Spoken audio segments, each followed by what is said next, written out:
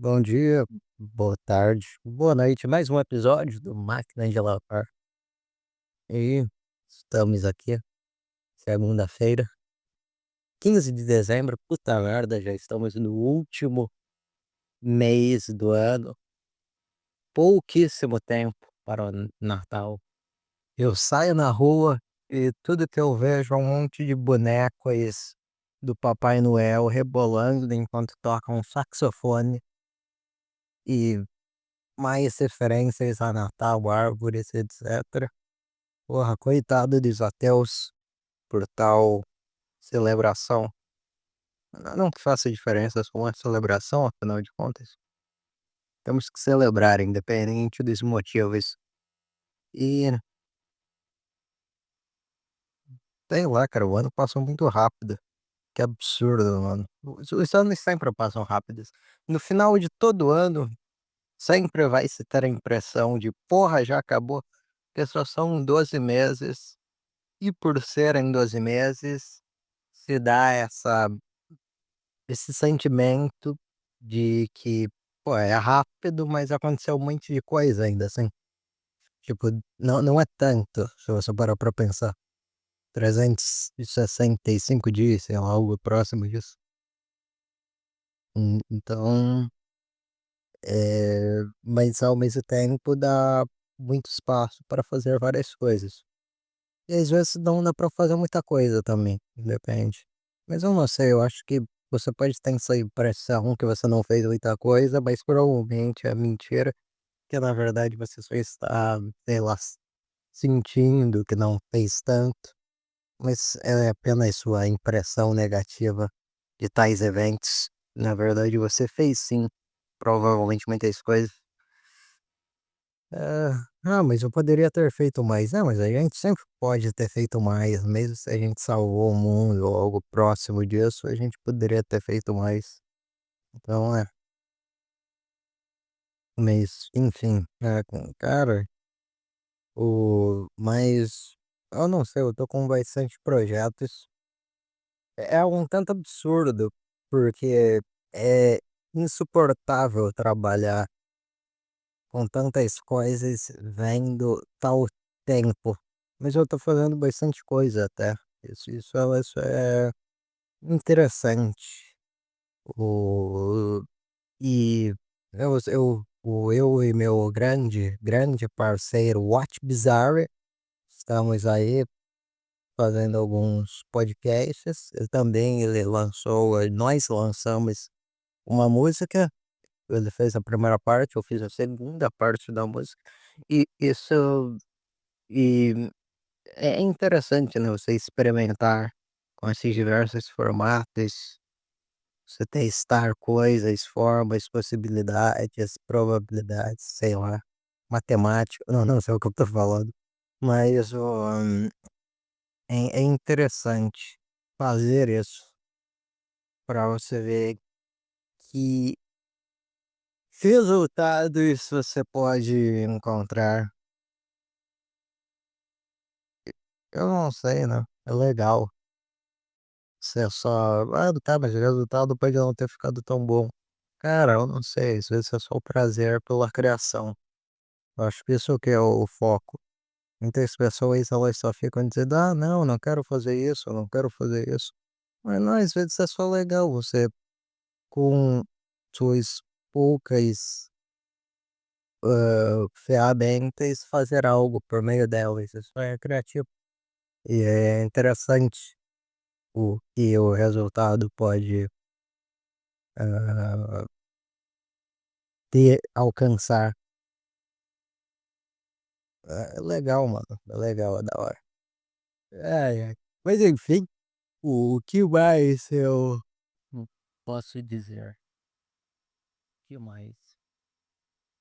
O, eu já falei do Natal, da música, Cara, mas é porque eu tinha um tema já pensado pra falar. Depois eu vou encerrar essa parte. Mas eu me esqueci. Mas eu lembrei agora, então foda-se. A princípio eu me lembrei enquanto eu estava falando que eu não me lembrava, mas era só para completar a frase e assim dar mais tempo E como você pode ver, agora eu estou dando mais continuidade, ênfase e continuidade desse meu raciocínio para dar mais dramaticidade no que eu estou falando e, por consequência, mais conteúdo. Enfim, o cara, eu também tô jogando, lendo. Não sei qual é o termo correto, é porque é um jogo, né? E eu descobri há uma semana que jogos são arte também. E visual novels também são arte. Isso daí foi a maior descoberta da minha vida desde que o céu é azul. E, cara, agora eu estou em absoluta paixão por tal. Pô, eu não sei. Por tal mídia, porque. Não sei se é uma paixão, porque eu sou. Porque é o início de uma paixão, pode ser o início de uma paixão, né. Não que eu não fosse um não gamer, eu da infância eu gostava muito do Sonic, mas só que eu sempre pensei que o Sonic não era o jogo, o Sonic era o tipo, algo maior que um jogo, era algo mais, porra, superior. E daí não, eu descobri que, porra, tem muitas outras coisas nessa terra, daí eu tô começando a ler uma visual novel, que é Subaíbe, Subarashiki Hiki, sei lá, foda-se. Wonderful Everyday. Cara, essa visual novel é muito interessante, que ela fala sobre temas que eu sinto que eu já abordei sem nunca ter lido ela, como, por exemplo, a distinção do mundo interno e do mundo externo, questões linguísticas, eh, relações do que se dá pela observação do mundo, e qual é o limite da percepção e etcétera. São coisas que sempre estão e daí eles até usam isso para falar de várias outras formas que isso pode se movimentar, como, por exemplo, o mundo sendo só você, mas daí isso sendo uma representação negativa desse movimento da reflexão existencial da psique, o que dá já gera uma figura vilanês, é bem interessante. Eu só tô no capítulo 2 a princípio, então, sei lá, acho que é lá para final do capítulo 2 então, eu ainda não avancei tanto relativamente, mas já tem coisas incríveis, tem obviamente Utgans, tem ali Nietzsche e tudo mais, e muitos filósofos que eu gosto, e cara, isso é lindo. Tem muito é interessante porque os diálogos o jogo ali, obviamente por ser bastante longo, ele tem certo desenvolvimento de personagens, o início é mais aquela coisa típica de obras japonesas, que é só você indo construir o cotidiano e etcétera.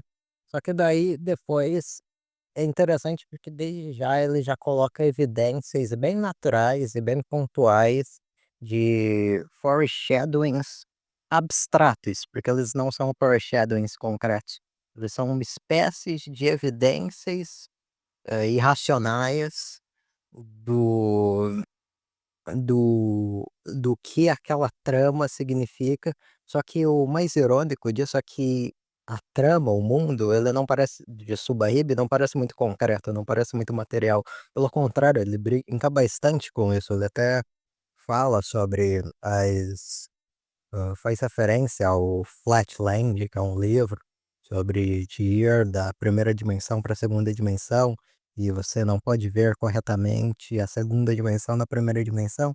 Isso também serve para estruturar, eu acho, a relação de capítulos da obra, obviamente, é uma referência meta ao próprio formato dessa visual novel. E é interessante como o jogo ele vai colocando essas referências de maneira n que você consegue perceber que isso vai ser útil para a trama, só que não eles não falam de uma maneira expositiva, eles falam como se fosse só o personagem dialogando ou em um monólogo reflexivo, filosofando. Isso deixa, além de tudo, uma escrita bem poética naqueles diálogos. E como a obra por si só, ela não opera muito pelo concreto, ela opera nessa relação metafísica, daí você fica meio incubado, eu acho, para você ficar pensando no que esse mundo significa exatamente, porque ele opera nessa lógica meio, não de world build, só que existencial mesmo. E é interessante, porque isso é realmente uma obra que consegue, pelo formato, falar sobre o existencial, falar sobre os simulacros, outras dimensões e etc. Sobre o mundo em si e o limite dele. E é interessante porque daí o limite do mundo de Subaíba é o próprio formato dele ser um jogo em si. A gente só pode ver o que a gente está lendo, as caixas de diálogos, etc.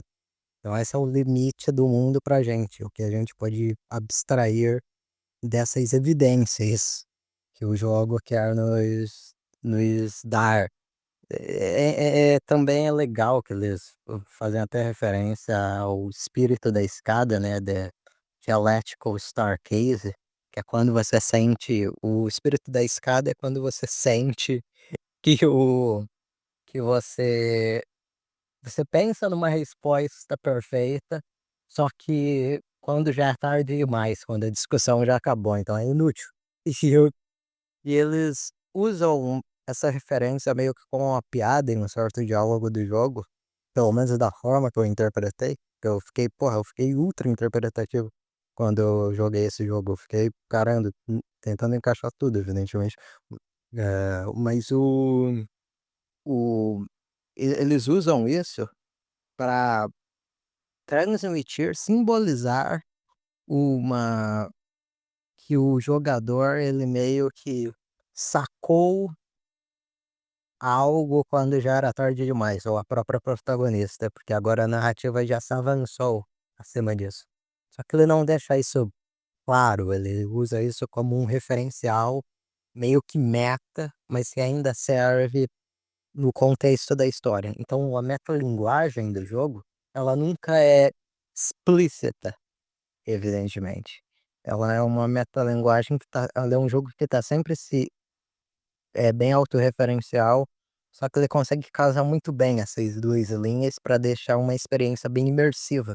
Cara, isso é muito foda, é muito foda o trabalho que porra, que ele conseguiu fazer, assim. Eu não sei se me dá mais ânsia para continuar lendo, continuar jogando, porque, porra, se a gente tá aqui, sei lá, relativamente no início, já tem todo essa gama de conteúdo muito bem construída.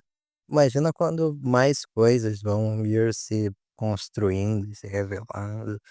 Não sei, isso me dá ânsia, me dá animação para continuar explorando tal mídia, tal arte, tal forma de arte. Agora estou me desconstruindo de meus preconceitos. Eu tô falando brincando que eu, parcialmente, que eu ando me desconstruindo de tais preconceitos, que eu nunca, não, nunca fui elitista, exatamente, seriamente, de arte, videogame não é arte. Não, eu falava meio semi-sério, ou algo assim. O, mas enfim, não sei, é sempre muito bom quando você encontra algo e daí você isso te gera interesse, te desperta interesse para você afundar mais naquela forma específica de conteúdo, você ir pesquisando, você ir estudando, fazendo várias coisas, cara. Pô, é como se você fosse uma criança de novo, só navegando essas novas fases. Isso, porra, podástico, podástico. O, mas assim, daí eu vou com sei lá, eu acho que já dei uma interpretação bastante interessante, até porque a crítica de videogames relativamente, ela ainda, por ser uma arte nova, é bem precária. Eu não tenho também tanta moral, porque eu não conheço tanto para eu falar propriamente, como, por exemplo, loteria de música, que realmente eu tenho a experiência de que a crítica musical é muito ruim. Já dos videogames, me parece mais visivelmente, mas obviamente que ainda não é tão interessante. Mas isso é natural também, porque é uma nova mídia, de certa forma. Porém, sim, tem certos textos, pelo que eu vi, que parecem muito interessantes, mas ainda tem muita gama de possibilidade. De qualquer forma, eu teria que ler, ter uma maior noção histórica disso. E porque ainda tem poucas pessoas que realmente estudam, individualmente, só jogos em específico. Por exemplo, para o cinema tem gente que só tá focado no na naquele naquela obra como objeto, né, naquele objeto para dissecar. Elas têm mais tempo para só se concentrarem e estudarem e ler e etcétera. Já o videogame eu acho que não tem tanto assim, hã, é mais algo que as pessoas fazem por diversão e de vez em quando conseguem ter uma experiência mais profunda. Só que, sei lá, né, no natural de certa forma, normal. Mas eu não sei, eu vou ter curiosidade de como isso vai mudar conforme os anos. Já tem muita variação, eu acho, muita possibilidade, muita experimentação com essa linguagem, muita tentativa e integração cultural com ela, até em outras formas, como animação, cinema, que é interativa, né, imersiva. Mas eu não sei, ainda vamos ter que eu acho que tem até que ter um questionamento da questão imersiva do videogame, porque ela me parece ser um consenso, embora seja óbvio, mas eu acho que é importante você ir desconstruindo certas coisas, para daí você ter talvez, um pensamento mais extenso do que esse jogo significa. Enfim, eu acho que é isso por hoje.